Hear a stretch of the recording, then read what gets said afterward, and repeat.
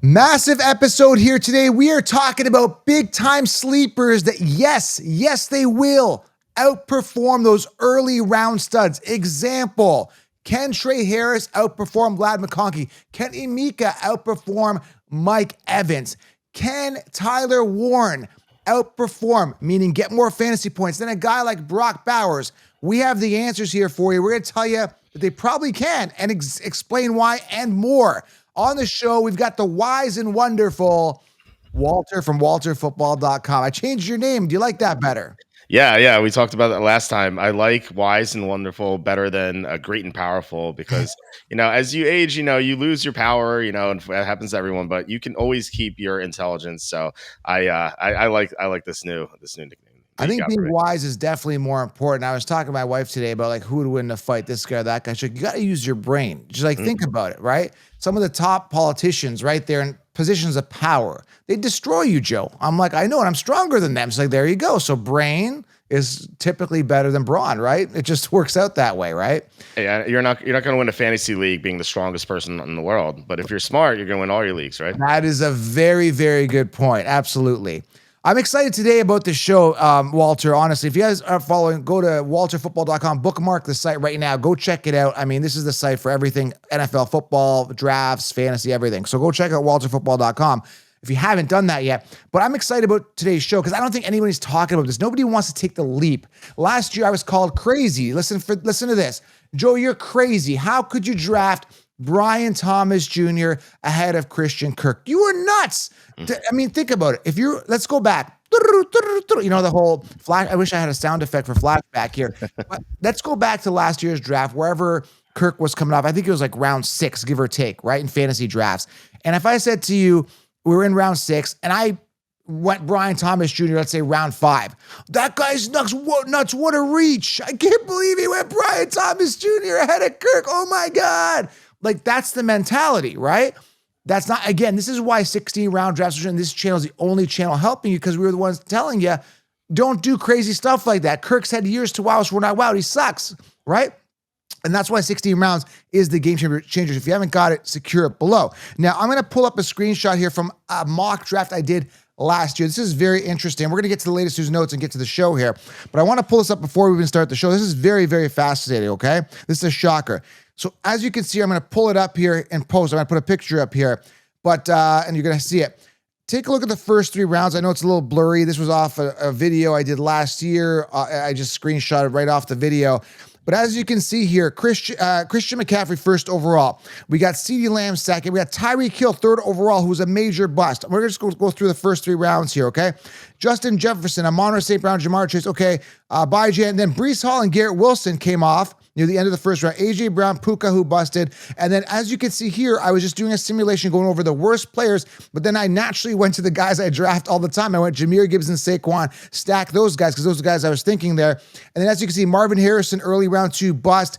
Other busts that are jumping out, Chris Olave, Nico Collins, who got hurt. Brandon Ayuk, I was screaming, don't draft him. Here he is at the end of round 2. Etienne was in here. Waddle, Deebo Samuel at the end of round 2. Cooper Kupp starting off round 3. Take a look, guys, okay? We got Devontae Smith. We got Pacheco. And then if I showed you the whole draft from, that's why you got to subscribe to the channel, turn on the bell. You'd see like Rachaad White come off like right after that. The point I'm trying to make is as you're looking at these picks though, Walter, you can see there's at least like 15 busts within the first 3 rounds, right? Like, call me crazy, but is this not true? Like, what are you seeing here? It happens all the time. Like these, there are draft busts all the time, and people just step into them because they listen to the sheep rankings, and they're like, "Oh, you got to take." Like last year, you say it all the time. You got to take McCaffrey number 1. And I like you said it. I was saying it the entire time. I'm like, I would not touch McCaffrey in the top half of the first round. Like he is just a walking injury. He's going to get hurt. And there are so many other guys that you mentioned some old receivers, Cooper Kupp. Like why were people taking him in the 3rd round? Just made no sense. Yeah. Tyreek Hill 30. Like there are just so many red flags of names that you could have easily avoided if you were just paying attention. It's not like, sometimes there'll be a freak injury. You can't do anything about that. But a lot of the times you can identify these busts, and that's what we're going to do today.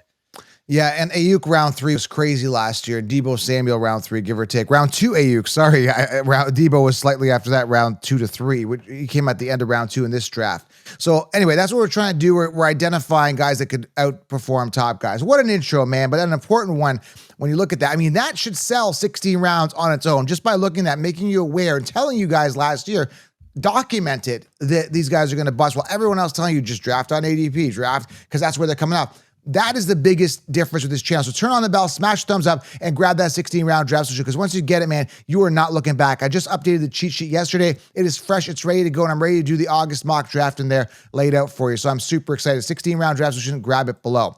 All right, let's go to our friend here, Breaking Brad. Where are you, Breaking Brad? We now have breaking news. Such a good song, isn't it, Walter? You like that song? Doesn't it feel like you're kind of in a newsroom or something like that? Somewhere important, right? Yeah, you know what? I woke up like about an hour ago. I heard that song. Now I'm like energized. Like, I'm ready to go. I can run a marathon. Especially those people who are probably in the car, they're listening, and then like they have their speakers up, they're listening to us, and then that song comes on, and they're stopped at a red light, and someone looks at them, they're looking at, what's breaking? What's going on in the world? Is it the apocalypse? Like, what's going on? And it's like, no, we're just listening to a fantasy football podcast that sounds like it's an important newsroom, right? It is important to us, though, Jim, and everyone playing fantasy for sure. All right, so let's go some news here with Breaking Brad. A couple of things I want to highlight here. Mike Gesicki will be joined by veteran Noah Fant a couple days ago. Now, I don't get this, man. Like, Noah Fant gets away from Seattle, which I like because I'm a big Arroyo fan, who we're looking at probably getting on the show. That's why I got to turn on the bell. Hasn't secured it yet, but I'm working on getting Elijah rookie Arroyo tight end on the show. But now you've got Fant going to the Bengals in a crowded situation there. This definitely gives Gesicki a hit, don't you think? A little bit of a hit, yeah. I'm kind of disappointed in that. Like, Gesicki has some good performances late in the year. He was going like 14th round or so. Yeah. So if you drafted Joe Burrow, it made sense to pair him with Gesicki late. If you're like me, you like to wait on tight end. So that was like one of the guys you could wait on. I'll say this, that like last year they had two tight ends. They had Eric All and they had Gesicki, and Eric All is going to be out for all of 2025. So no offense, just basically replacing Eric All. But still, Gesicki had his great performances late in the year when Eric All got injured. So like this is definitely a hit to Gesicki. I'm not drafting him anymore. Yeah, I'm staying away from him. He looked kind of appealing and attractive, but now really turned off of him. Okay. Yeah. I want to talk a little about this. Baker Mayfield, his hand is out of practice on Friday, August 1st, which was yesterday, due to a contusion on his right hand. Scans were negative, and he's day-to-day, so nothing to be concerned about there. Tajay Brooks, this is interesting here. We talked about him. You know more about these, scouting reports on some of these rookies coming in. He was, I think, a 5th or 6th round pick by the Bengals, something like that. But he's apparently going to climb the depth chart right now because Zach Moss was released. And I think he was banged up. He had neck issues, Zach Moss, and stuff like that. So the Bengals are like, see you later, alligator. And now Tajay Brooks steps up. From a draft profile, I looked at his speed. He's like 4.57 speed, workhorse capable. Is Tajay Brooks that good, or based on your analysis and studying? So Charlie Campbell is the most accurate mock drafter. He's our senior NFL draft analyst. He talked to some sources, and they actually liked him as a day 3 sleeper. So it's not a surprise that the Bengals are cutting Zach Moss. Like, first of all, Brooks is a little impressive, and second, Moss has these like multiple injuries like on his neck, so like it looks bad for his career. So that's not a surprise. But I mean, Brooks is a guy who's he's a really instinctive runner. Like, so he's gonna be able to be efficient, find the hole. He's not going to dance around the line of scrimmage. So he was really productive. He caught about 30 passes last year, so he looks like a good prospect. I mean, that's not going to scare me away from Chase Brown, but like, if you're in a deep league and you're looking at like backup running backs to own and you just want to get ahead of the waiver wire, like Brooks is a decent player to draft like super late. And so if Chase Brown goes down, like Brooks is going to have a good year, I think. Also, I want to talk a little bit here about Terry McLaurin. Now, this is interesting. This is a rumor at the time of this recording. Things could be changed. He did request a trade, but there's a rumor that the Commanders are offering him around $27 per million. According to Stephen A. Smith or something. Again, I'm reading this as a rumor. I could be wrong here. I'm just reading it on a bunch of pages that came across my feed as we're recording this. And then, but apparently McLaurin allegedly is seeking over $30 million a year. He's not worth $30 million a year. Are you kidding me, dude? He's 30. It's a problem. Like you're overpaying for an old receiver. But if I was Washington, if I were the general manager, I would do it as long as I had the owner's blessing, because this team is ready to win a Super Bowl this year. Like they're one of the best teams Wow. in the conference. I bet them to win the Super Bowl. They're one of my top bets at 22-1. So this news is just like really bothering me.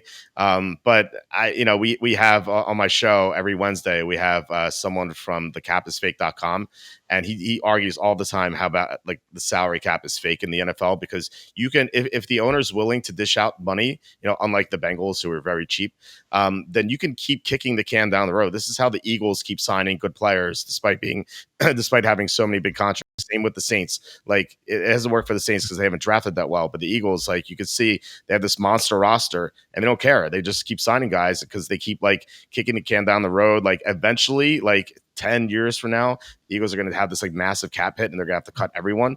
But like, look at the results. I mean, 2 Super Bowls under the GM, and they're favorites to win the Super Bowl this year out of the NFC. So you can do it.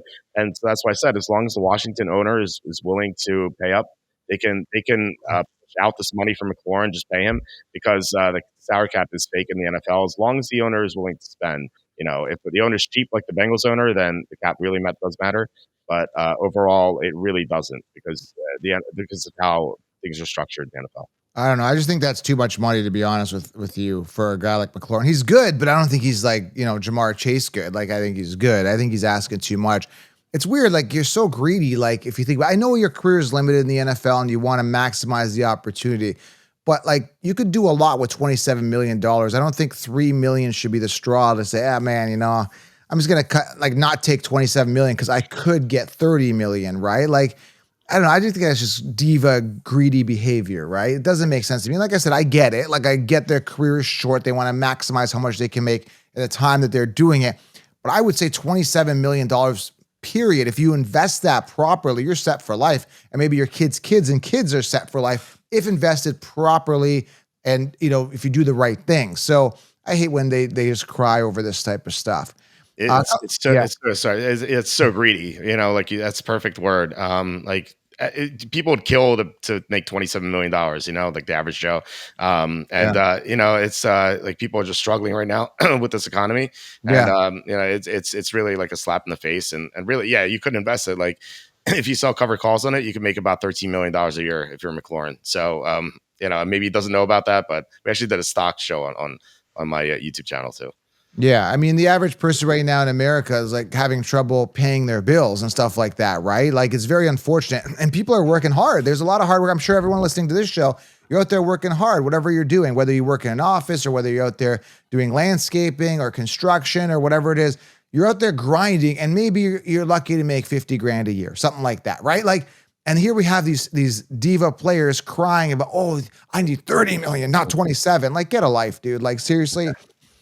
Reality check, It's ridiculous. Credit card debt is an all-time high. People are struggling. It's a bad economy. Like things are getting more expensive all the time, and salaries are not rising, except for NFL players who keep making more and more. It's like I said, it's a slap in the face. It's pretty bad. And guess who's feeding the NFL players? Guess who it is? It's us. Us getting the tickets. Us paying. Us watching and getting subscriptions to wherever we're going to watch the games. It's us buying the merchandise. It's the fans, and the fans just don't get enough credit, unfortunately. Until one day they hopefully do, and they get recognized more, but they're not right now. All right, let's keep going. A couple other things I want to say here. I heard that Justin Herbert was on a show on Thursday, July 31st, and he said he wants to scramble, extend pass plays with his legs, and run the football more via designed run plays in 2025. I'm excited about Herbert this year, man. I think he's going to start running the ball more. I think he's just going to get more active. I know they have a true running back in Hampton potentially, who, by the way, only ran the ball here. Where do I have the note here? He ran it twice for just 9 yards in the Hall of Fame game a couple days ago, and he was not targeted in the passing game in his brief appearance. Again, preserving him. I wish I saw more Hampton. We did not. But I'm excited about this offense in general, man. What do you think of Herbie this year? Herbo time. Well, I think the Chargers have maybe the worst defense in the NFL outside of the Bengals, so he's going to have to throw a lot.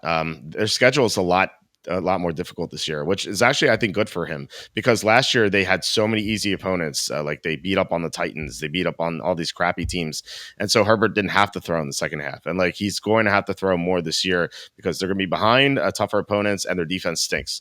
The defense like took a hit. Joey Bosa's gone, for example. They lost some other guys. They lost their starting corner. They have like 3 good defensive players, and like that's it. Like there's no one else.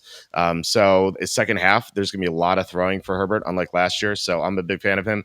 As for Hampton, like I actually think it's a good thing we didn't see more of him, because like if we saw a lot of him, I'm like, did they really view him as the starter? But I think it was like Jim Harbaugh was like, all right, let's get our rookie, let's get his feet wet, let's get him in pads in a real game, let's have him take a hit, and then 2 carries, and he's like, all right, that's it.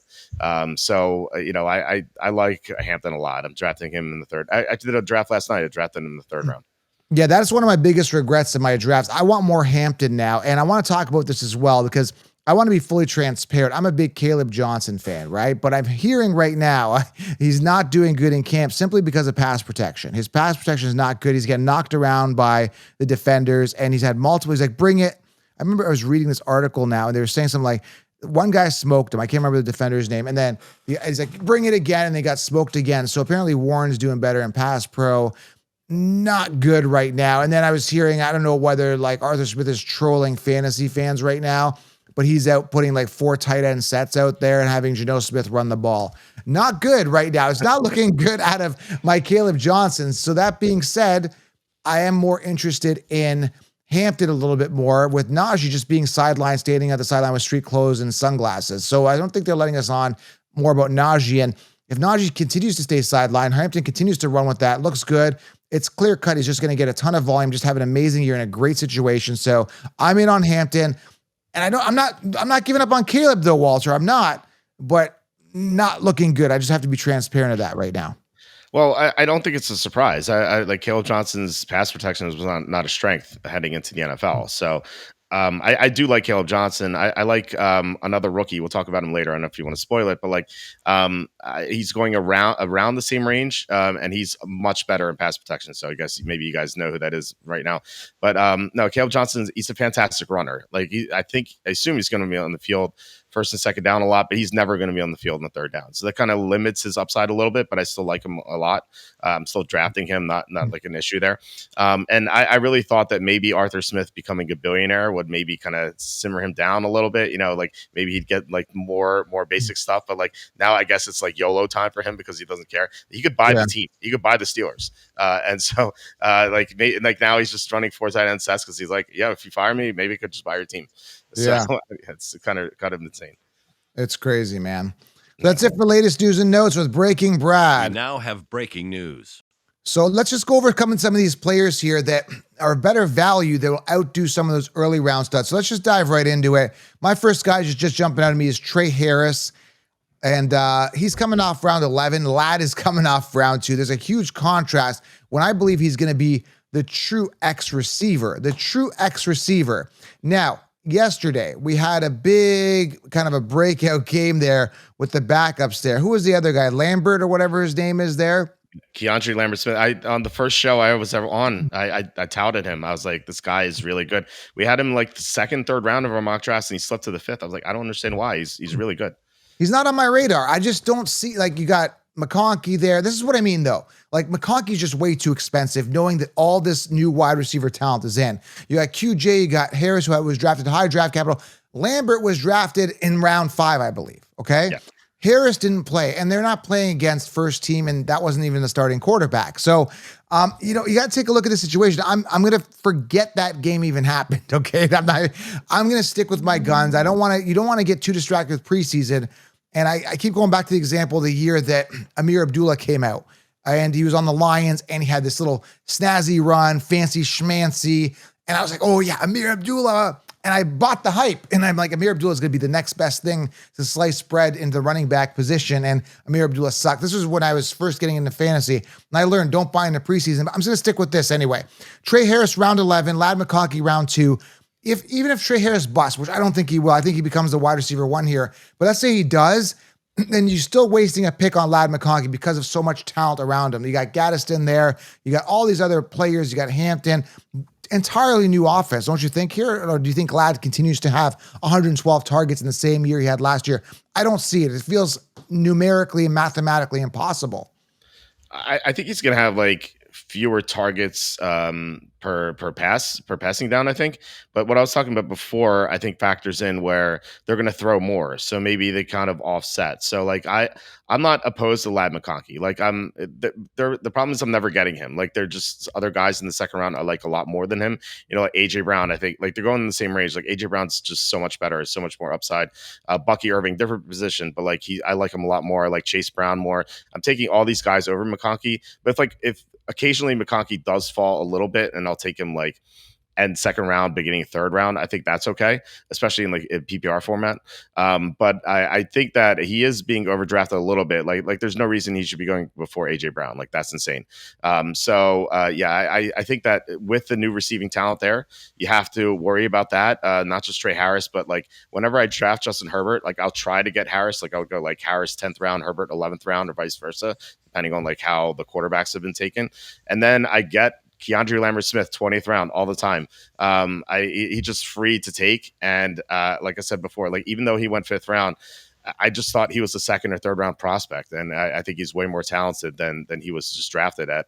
And we've seen 5th and 6th, 4th round receivers develop really well. Like 5th round a couple years ago, Puka Nakua's 5th round pick, so he could be like this year's like late round pick. Although we do like Dante Thornton a lot more. Let's get right into that. Dante Thornton. I got him ahead of Jakobi Meyers. Jakobi Meyers running coming off round 6 to 7. Dante coming off pretty much undrafted or like near the end of drafts. So I do want to talk about the situation here because I was listening to a radio station, I won't say which one, and it just burns me that nobody's talking about this, okay? Jakobi Meyers is not a true one. This guy was an undrafted player, years to wow us, we're not wowed, not a true alpha. In comes 4.3 speed, Dante Thornton. Rare ability, speed and size. Got everything, playing with first team reps. You got Brock Bowers there. Dude, I think actually Thornton could surpass Brock Bowers because we don't know what Geno Smith's going to do. We don't know. Is a different quarterback. So the Brock Bowers he got last year, they didn't have Thornton. They didn't have Genty for checkdowns and short passes. They didn't have, Jack Beck. They didn't have all these. They didn't have Geno Smith. So and now you have a different situation. So, dude, I'm in on Thornton here. But the fact that they're promoting Jakobi Meyers, acting like Thornton and Beck and Genty and all these people aren't there, thinking that Jakobi Meyers is a true one. He's a fake. He's a phony. He reminds me of Christian Kirk last year ahead of Brian Thomas. It reminds me of that same situation. I'm getting that vibe. It's a perfect comparison. Like Jakobi Meyers, he's a good player. Like he's not like bad or anything. We're not trash talking him, but he's not a number one. He's not a number one receiver. Hold on, I'm trash talking him. Okay, well, I'm not trash talking Jakobi. I think Jakobi Meyers is a good player. Now he's not like a great fantasy player, and that's what we're talking about here. He's going way too early. I've not drafted him like a single time.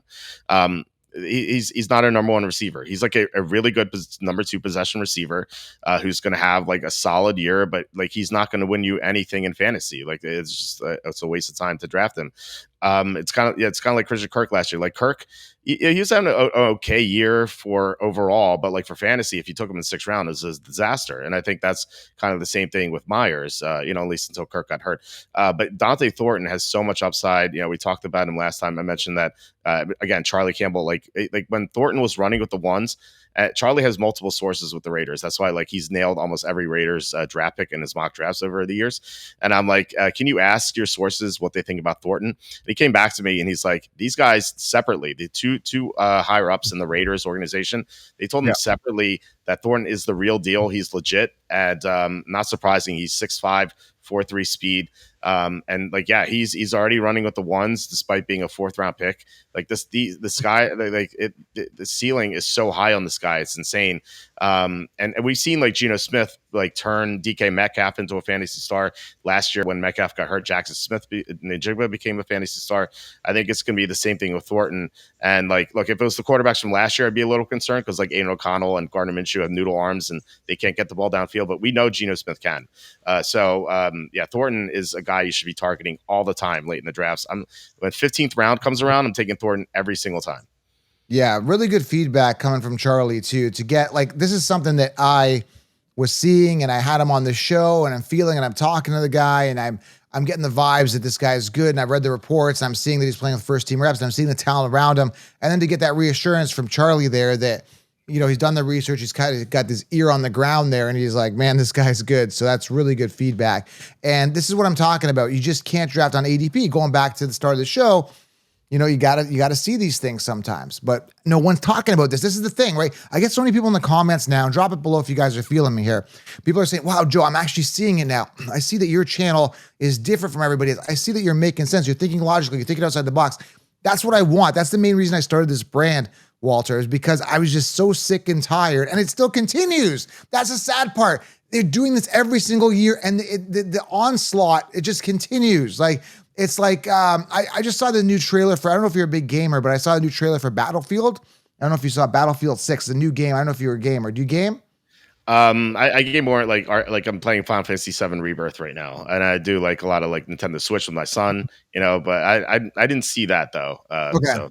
Yeah, the trailer's out, Battlefield 6, because I think Call of Duty is getting a little corny, a little cheesy, a little bit with the Beavis and Butthead and all that stuff. They're integrating and all that stuff, right? All these cartoony characters. So they wanted to get down to the core. I'm getting Battlefield 6 when it comes out. I think it's October, give or take. But the demo came out, and it's all about destruction. Like, these buildings are destruction and collapsing, and it's just like, it's a real submersive war environment. It's pretty phenomenal if you like gaming, right? Can't wait till it comes out. I'm playing it on the PS5. So I'm watching this, and all I'm thinking about is what the Consheepses do to your teams. That's the whole point of this. It's like, it's just an all-out crumbling event. That's what they want with your fantasy teams. Well, we're here to change that. So that's my analogy. It's like, it's just a war. It's a battlefield out there, and they're just slaughtering you guys. They're slaughtering your teams. Every podcast out there. Now, somebody in the comments says, could you call out the podcast? I don't want to give them attention. I don't want to shout out names yet. Maybe I will one day. I don't feel like it right now because it just gives them free eyeballs. Then the people are going to go check out and give them extra views. No, they all suck. Okay, there you go. That's my comment on it. There you go. There's so many bad ones. You're right. So many bad. It's hard for me to listen knowing the information. It's like knowing something, and then like you hear people lie about it, and you're like, like last year CMC round one, I'm like, don't do it, but everybody's screaming it, right? I'm here on the other side screaming. Anyway, I had to get that rant and rave out there. What were you saying? The same shows are now saying take McCaffrey again. Like the same, they're still saying it. I can't believe it. Like they didn't learn their lesson at all, or I think they either are terrible analysts or they're actually really smart and they're telling the public to make these bad picks so they can win their best. I think there's something going on, man. I think there is an organization. They all get together. I'm serious. They do this. Maybe there's something going on we don't know behind the scenes. I have no idea, but it's hard to listen to. All right, next one here I want to talk about is Travion Henderson, round 5 ADP. Compare him to a guy like Kamara, round 3 to 4. And yeah, man, listen, the only thing is I just have issues trusting the Patriots. I don't feel they have any loyalty towards fantasy or anything like that. Like, I'll give you an example, right? They drafted Kyle Williams. They bring in Stephon Diggs. And with this whole Terry McLaurin thing, like they were one of the candidates looking at McLaurin. I'm like, dude, you drafted Kyle Williams. You brought in Stephon Diggs. Like, why don't you just settle for the guys you have and be like, we got good players. We believe in them. No, they're still looking for other people. So that's my only thing. It's like, I got this bad vibe with the Patriots. But that being said, I've looked at the paperwork, looked at the stats, looked at the agility scores, all that. Travion Henderson, man, like there's something there. Like, I think that he's special.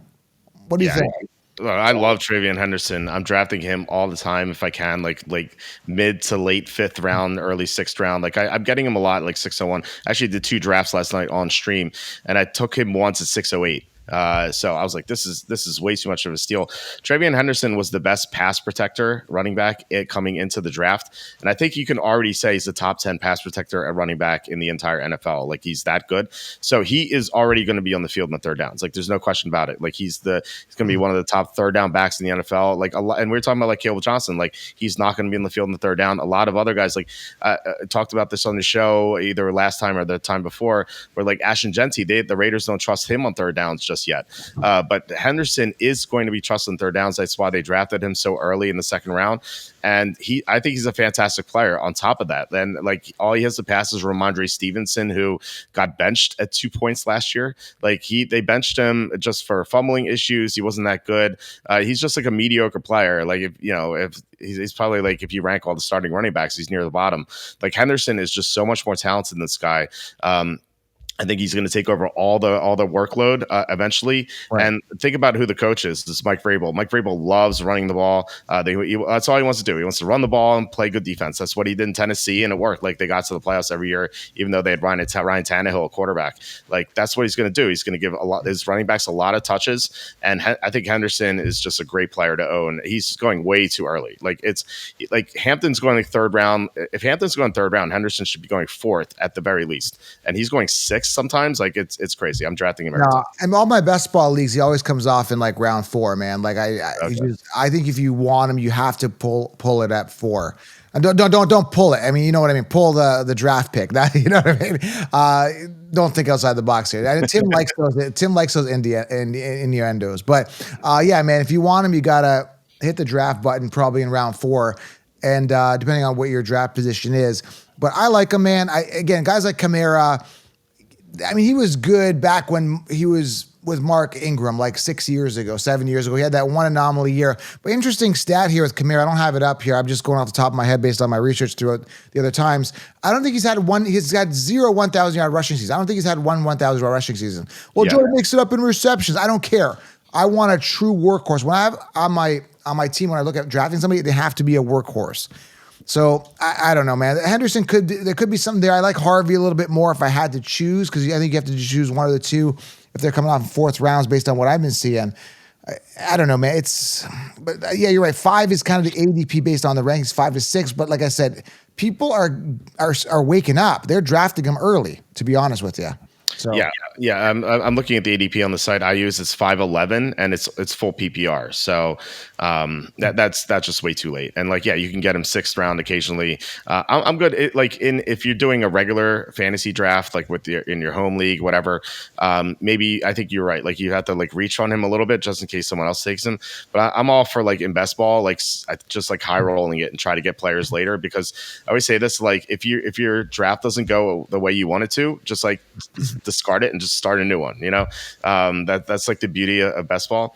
But as for Kamara, what really scares me about him is like he's 30 now, and I think late in the year when the Saints are going to be one of the worst teams in the NFL. Like this would be one of the worst teams that Kamara's ever played for. Tyler's sorry to interrupt. Tyler Shuck is doing terrible. Love Shove, whatever his name is. He's doing terrible in camp. What I'm hearing, just missing passes, just terrible. Oh, go ahead. Sorry. Yeah, I'm not a surprise at all. Yeah, like the Saints team is gonna be awful. So like think about this, like week 15, week 16, 17, like the fantasy playoffs. Like, do you think at all, like there's a chance that the Saints are going to be like the coaching staff and GM is going to be like, all right, let's see the young guys here, because Kamara's 30. There's no reason to run him into the ground. Instead of giving him 20 plus touches a game, let's give him like 10 or so, and let's see what Devin Neal has. Let's see what Kendry Miller has, because they might be the future. Whereas like Kamara, like why run him into the ground? So like drafting Kamara is going to be an absolute nightmare, like for you in the fantasy playoffs. So I would avoid him at all costs. I don't trust him at all. All right, another guy here. Now this is going to be crazy. I actually did a post yesterday on my Insta. If you're not following Instagram for news, notes, all that stuff, make sure you guys follow at Fantasy Football Counselor on Instagram. Turn on the bell to my story modes, because that's where I'm delivering a lot of news, a lot of insight, training camp stuff, all within my story mode. Just got to turn on the bell on my Instagram. You guys be light years ahead of the sheep just by doing that. Never mind getting 16 rounds. 16 rounds, you'll be light years ahead of them. But anyway, I posted a video of Tyler Warren making that remarkable catch. And, it kind of shows the lack of accuracy from the quarterback play. And I think it was Danny Dimes, a.k.a. Sucky quarterback from the Giants. Anyways, he's on the Colts now, but it looks like he might be starting. Could be the lead quarterback, Daniel Jones. So he throws his pass. Warren comes down with it, makes like this Odell Beckham type reach. Kind of fumbles it a bit because in the air is a big reach. It was an inaccurate pass, and he comes down, looks amazing. But I hear they're using him all around the field. He's just going to be a huge offensive weapon because they don't have a wide receiver. They don't have a true one. I know Alec Pierce in a contract year, he may catch an occasional deep ball, something like that. You got Downs and all that stuff. I don't care for these guys. Like, you know what I'm saying? Give me Tyler Warren. I'm going to get him in round 7. He might come off a little bit later, but where I've been getting him is like give or take round 7. And the thing is, it's like Brock Bowers is an entirely different situation. Brock Bowers is still a great player. I'm not saying this is where I'm not knocking the player, right? And again, Myers is a good player too, but Bowers could be special. But it's an entirely different situation. Like, new quarterback, we talked about this. I'm not going to keep screaming this out, but Warren could really be special and be the alpha where the people around him don't really stand out. Whereas Bowers was the alpha because no people standing out around him last year, but now there's people emerging there that's going to deflate his value. Thoughts on Warren based on your profile though, on your research and Charlie's research when you guys are doing draft analysis. How good is Warren? I think Warren's going to be awesome. I mean, he's so athletic. I don't understand why Chicago took Loveland over him. Like, he's just a better player overall. He's going to be a monster over the middle of the field. And you're right. Like, they don't have a number one. I do like Josh Downs in like the 8th, 9th round range because like he had some big performances last year, even though he started the year with a high ankle sprain, which is like such a tough injury to come back from. And think about how bad the quarterbacking was. And like, he still had some big performances. So I think there's a chance that he has a really good year, but he's not a number one. So Warren could be that star, kind of like the Brock Bowers you were talking about. And as a bonus, like Tyler Warren did some tush push stuff at Penn State, and so he could take some goal line carries away from Jonathan Taylor. So that's like a bonus you get from him too. Yeah, like this is good if you're a Tyler Warren owner, but I don't want to see that in Pittsburgh with Geno Smith. I want to see Caleb Johnson be that 3-down back. And he was in college, right? Like, it was a very run heavy, but he didn't focus, like you said earlier, focus on the pass protection. So I'm not giving up on Caleb Johnson just yet. It is early into training camp. I know the season's around the corner. We say early, like season's going to start before we know it. And Arthur Smith does some weird stuff. I think he's trolling the fantasy community. I think he's just throwing everybody off, to be honest with you. I think he's still going to get a lot of work. But going back to Tyler Warren, I like him. I've got him. I've got a lot of stock, and especially round 7. I mean, why not? Go for the upside here. Go for the upside, because the other tight ends, just who Pat Freiermuth, guys like that, like, they don't excite me, man. To be honest with you, some of these tight end names, they just I don't get excited. This guy has that top 5 potential, and I was right on Laporta last year. I mentioned Brock Bowers last year, right? Could it be 3 years in a row? I think very possible. Yeah, for sure. His ADP on this site that drafts is 9-11. So like the 9th round is a dead zone. There are 3 dead zone rounds, I think, in fantasy this year. It's round 4, 9, and 11. And so he could be one of their quarterback or tight end picks. I think that's when you make those picks, I think. So yeah, I think he's gonna have a great year. I expect like nothing like but greatness from him. He's the top tight end I've drafted in fantasy so far, outside of like a couple of late round guys. You're going to draft those guys more because no one else is taking them. But like, yeah, Warren is the top like real fantasy tight end I've drafted this year. A couple other situations here I want to talk about. The Cortland Sutton Tee Higgins comparison. I talked about it in another show with Tim the Bald Guy here. Now, Cortland Sutton just got paid big dollars. Not like Jamar Chase, but pretty big dollars. I like Cortland Sutton. I think he's a good player. I don't think he's a great player, but 135 targets last year. Compare him to a guy like Tee Higgins coming off late round 2, early round 3. And I look at Sutton, I'm like, man, that's a value. And I was going to put another guy here in this conversation, is Calvin Ridley, who was dealing with some calf issues. It was a strain or whatever. He's fine, but you got to take a look at the value. This is what I'm talking about. If you are looking at a Tee Higgins round 2, you're crazy, because you are essentially signing up an early round draft pick on a guaranteed beta, the wide receiver 2. Always aim high in the depth chart. Just keep aiming high. I'm slapping my hand like a ceiling here, okay? No, I'm not slapping anybody in an inappropriate way. I'm actually slapping my hand like a ceiling if you're watching on YouTube, right? You got to hit the ceiling. You got to go for those guys that are on the top. Don't limit yourself, right? That's a ceiling. It's a double analogy. The ceiling means you're at the top, but also you're not limiting yourself to a Tee Higgins who peaks out at 110 targets. He's not going to exceed that. And I don't get it, man. Like this Tee Higgins round 2 thing is ludicrous. It makes no sense to me. Walter, help me out here. Like, how crazy is this? It's a little crazy. I did, like I said, I did 2 drafts last night, and I think I had the 4th pick, and Higgins came around the 304. And I'm like, I still passed on him. I took, I forget who I took, but I think it was a running back. But I passed on him. He ended up going like 307. So if, like, 3rd round's okay, because like the Bengals are going to throw a lot this year. Their defense is the worst in the NFL. And Higgins. Hold on a second. You're not giving advice to draft Tee Higgins in 3rd. I got to bring Connor out here. I know it's good to have different opinion, but I got to you continue talking. I'm getting Connor ready for this one. Hold on. You go ahead. Well, so about the 110 targets, that was on 12 games. So I think like he's going to get like 150 targets or so this year. So like the Bengals, I think, are a different team. Like like I said, I passed on him at 304. But if it's like late round 3, I have no issue taking Higgins there. Connor's going to love you. He's making an appearance now. He's going to have to show up here. Here he is. Connor's back on the show. Oh, I love you now, Walter. You like some of those sheep picks, don't you? How you doing, buddy? I'm good. I'm glad you survived the Breaking Brad incident from 2 weeks ago. We're not I was talking about concerned that. about your safety there, Connor. We're But not talking about you are not my friend because you got hungry last time. I'm not completely over. I'm just here to honor you on your Tee Higgins round 3 pick. I'll defend Tee Higgins late round 3, I should say. Like he's not going late round 3. He's going late round 2 or early round 3. So I'm usually not getting him, but I think that like he's like the one beta you can take because the Bengals are going to have to throw like a million times. Like their defense is awful. So I'm talking to I'm talking to stuff down over here. I love it. Connor, you know what? Walter actually never, he was insinuating eating you, but he was never really like actually chasing you down like Brad and saying he wanted to eat you. So I think you should. His facial expression. Knives are like within reach. So. Anyways, I just came on to say I love Tee Higgins. He reminds me of Ayuk round 3 last year. Okay, that's it for that. You're talking. Is that Walter? Is that kind of odd? You talking to a sheep? That is not something I thought that would happen today, but it's whatever.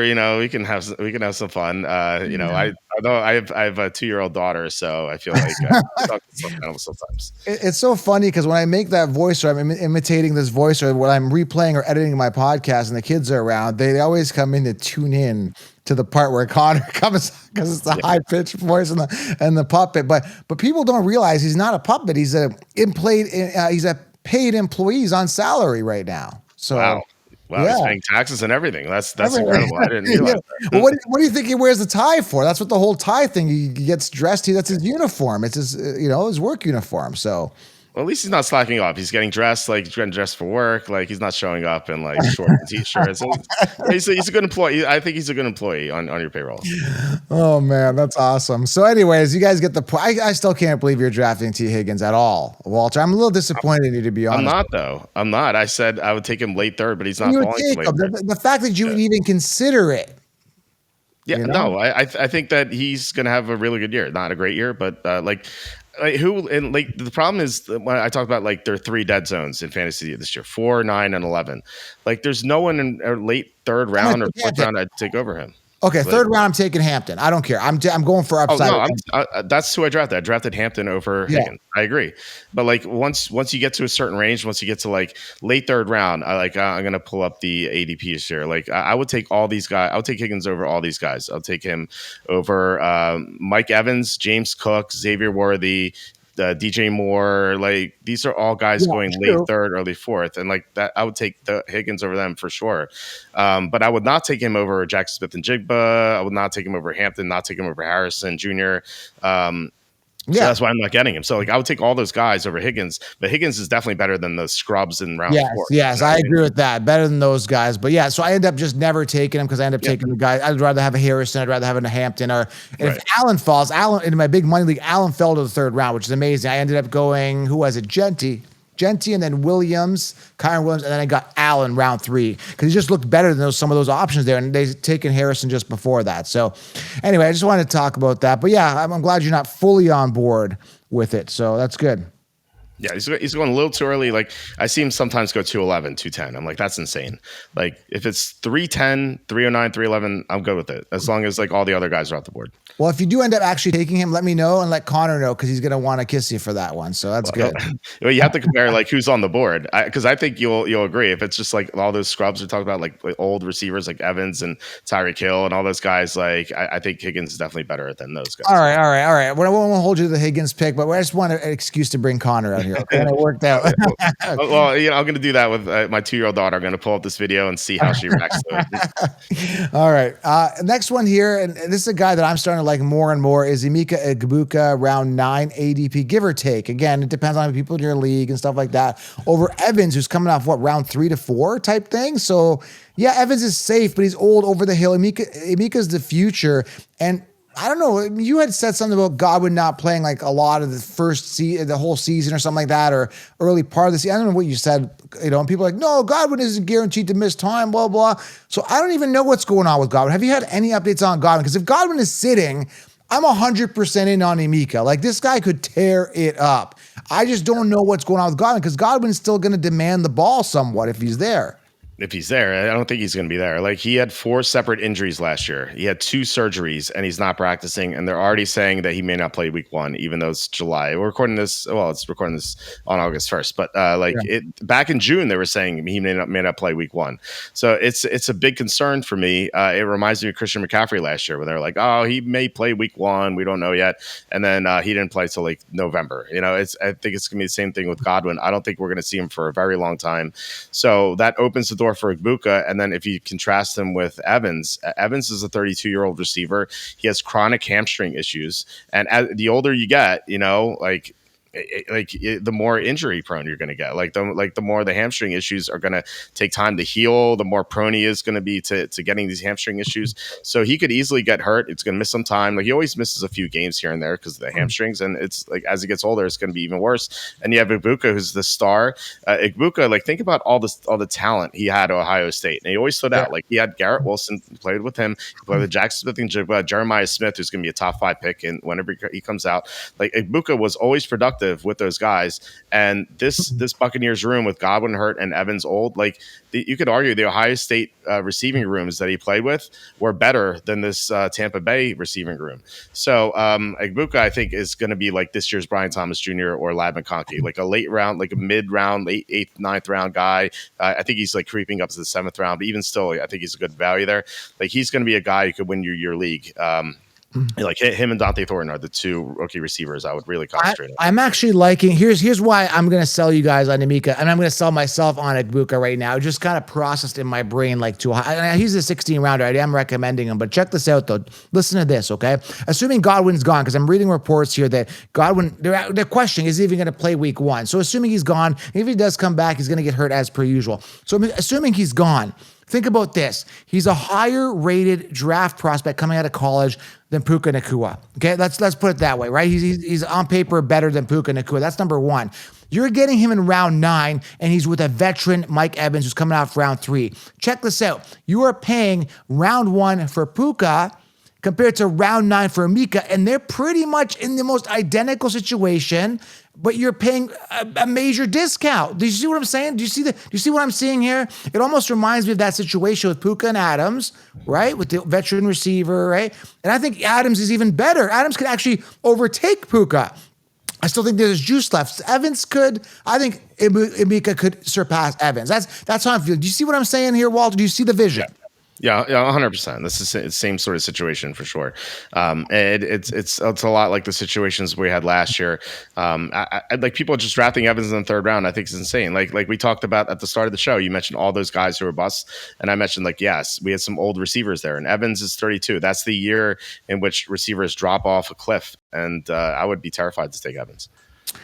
All right, let's wrap this up here, Walter. A couple other guys, just in passing, let's bring up some names here. I know you had a couple names here. We have Elijah Arroyo, right? We talked about him. We're looking to get him on the show. You kind of made a note here over Travis Kelce. I still think Kelce has a safe season. I think he's lost some weight. I think he's kind of his head's in the sky. He's doing acting. He's in this relationship. He's traveling. He's businessman now. Is he still going to be focused in? And you got this young, hungry Elijah Arroyo. They got rid of Fant. What do you think of the situation? Why do you think Arroyo over Kelce? By the way, based on value, I'm 100% in on this whole theory, but why Arroyo over Kelce? Well, I think Kelsey's one of the worst fantasy picks you can make this year, who's not injured. Like Godwin's injured, like Stephon Diggs coming off to an ACL. Like, those are bad picks because they're injured. Like, Kelce is not injured right now, but he's an old tight end, and he's done nothing in the regular season in the past 2 years. And you have Rashee Rice there. Like, Rashee Rice and Kelce do the same thing on the field. So, like, when like Rice is on the field, like, Kelce just is a non-factor. And like we saw 2 years ago, he's just saved himself for the playoffs. And it looked like that was happening last year, except he didn't do well in the playoffs. He had one good game in the playoffs, and he was a non-factor in the Super Bowl. He did almost nothing. This guy is super old. And like you said, he has other interests. He's touring with Taylor Swift. He's in Happy Gilmore too. Like Yeah. randomly is it's just like he just seems like his football career is already over, even though he's playing. So I would never trust draft Travis Kelce. Even if he fell to like 12th, 13th round, I would just avoid him. Arroyo is like a young, hungry tight end. He's got a lot of talent. I mentioned this last time. Charlie and I, we had him in the first round of our mock drafts just based on talent. And then we heard some medical concerns. And so we're like, okay, he's probably going to fall to round 2, which is what he did. But like, if he stays healthy, and like, I think the injury stuff's always overblown. Like, I think of like Derek Stingley, the Texans corner. He came to the NFL, major injury concerns.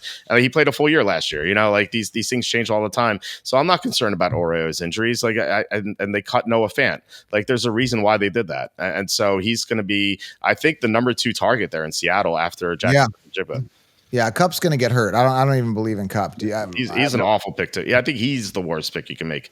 Kelsey's probably number 2 of the healthy guys. Yeah, man, I'm really excited to see what they do in Seattle. Elijah Roy really excites me. I'm looking forward to getting him on the show. So the point of this video, you don't have to go for these names just because they're a name, okay? You can go for some of these sleepers and be confident about it because they're in great situations. Does that make sense to you, okay? You don't have to go for the hype as per screenshot beginning of this video. Makes sense, Walter? Common sense ain't that common anymore. Yeah, avoid the old crappy guys that are going way too high. Take the sleepers. Don't follow the sheep rankings because that's how you're gonna finish 6th in your league, and that does not do you any good. Like, you have to go for the upside, and that's how you win your fantasy leagues. All right, guys, thank you for listening. Make sure you guys do grab the 16-round draft solution, smash it, tap it, join the Frontlines for direct access throughout the season. And if you want coaching, I do private coaching, all linked below. Make sure you are subscribed. Thank you, Walter, for being on the show, and have yourself an outstanding day. Turn on the bell. We got more content coming to you daily. We are out.